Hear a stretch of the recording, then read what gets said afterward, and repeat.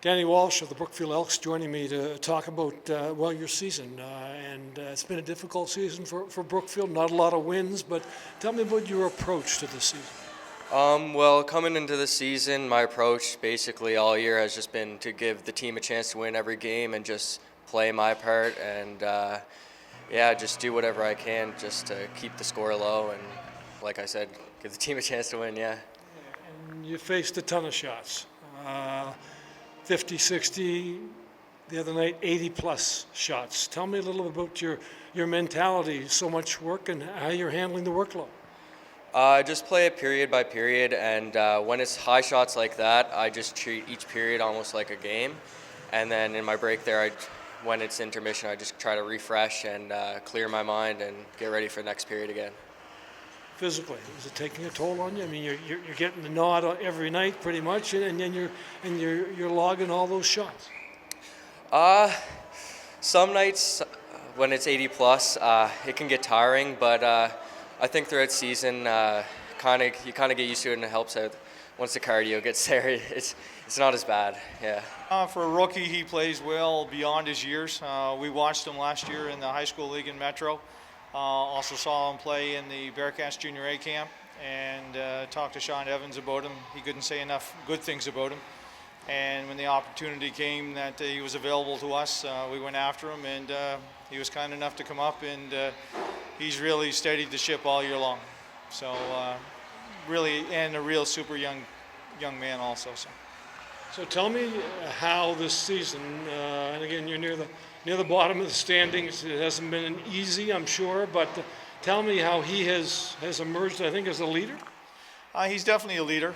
He never gets down on himself. A couple of games when the other team was taking it to us pretty well, we asked him if he wanted to come out of the nets, and his mentality, no way.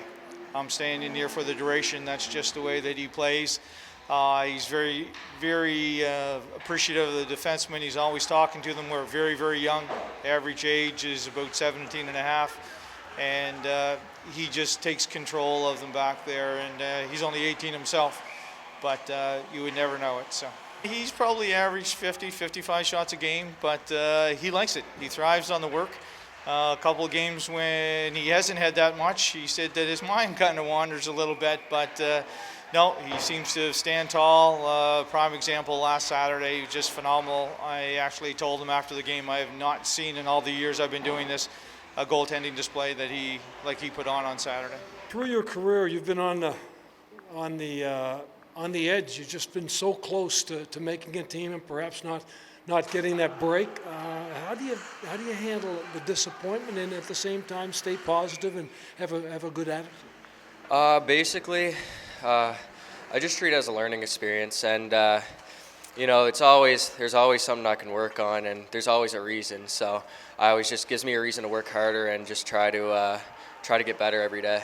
Has he caught the eyes of others outside this community that might lead to a greater opportunity for him? I definitely think so. We keep in close contact with Sean Evans. They know of his progress. The other coaches in the league, we had plenty of opportunity at the trade deadline here. Many of the teams that were in the playoffs came knocking, but we just weren't willing to give up a player like that right now. So, Danny's a very cerebral goaltender, one who loves to learn, loves to direct his game through many repetitions and practices, and one who likes to understand the game tactically. And that's the difference for Danny. He has, in my opinion, been a late bloomer and a guy that has really shown tremendous growth over the past 12 to really 24 months, but the last 12 months especially. With most goaltenders at our level, age is generally not a major factor. It's a mature position. It's a position where goaltenders need to spend more time developing core skills. And I'm not talking technical. That's what goalie camps do.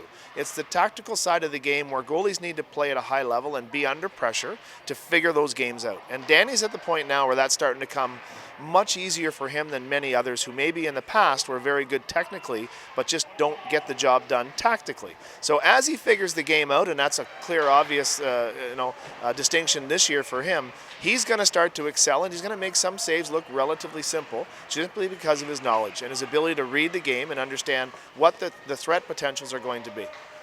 But right now he's in the Nova Scotia Junior Hockey League. What opportunities might be for him next year? Well, and again, with a young man like that, the major junior groups have to take a strong look. In all due respect, our major junior goaltenders over the past number of years haven't necessarily been what they were once upon a time. Numbers are strong. There's lots of players in the league, lots of goalies in the league, but the true goaltenders that can play at a high level and move to the next level, they should be looking at him. Obviously, our junior league junior A league is a phenomenal program here. There has been some interest automatically pretty quickly from the junior leagues out west and even in Ontario.